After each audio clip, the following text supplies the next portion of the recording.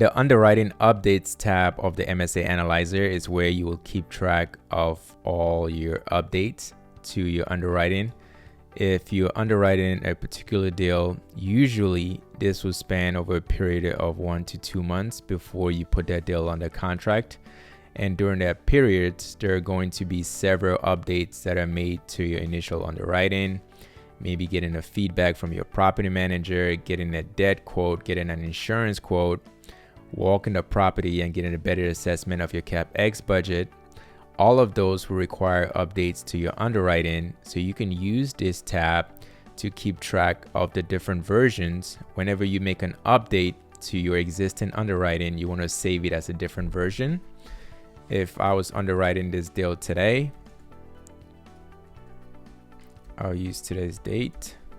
This I'll call version 1.0. So I'll select from the drop down menu and I would state preliminary underwriting fixed with bridge debt, refi, and supplemental debt.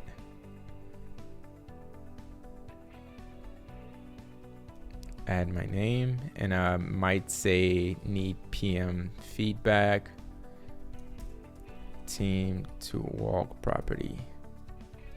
To the right of the underwriting updates tracker is this preliminary underwriting checklist. These are some of the things that you want to keep in mind as you're underwriting a deal before you submit your LOI.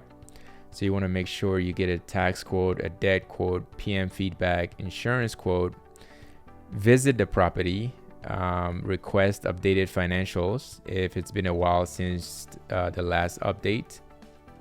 The next section is the final underwriting checklist.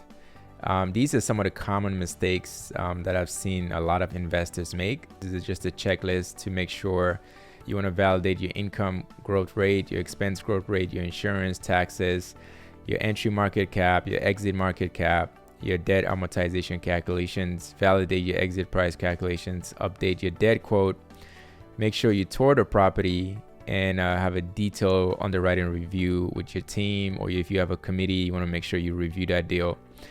So this is just a reminder to make sure you've performed these validations, because these are just some of the common mistakes I've seen a lot of investors make. And that concludes this underwriting updates tab. If you have any additional questions, please visit us at www.msanalytica.com.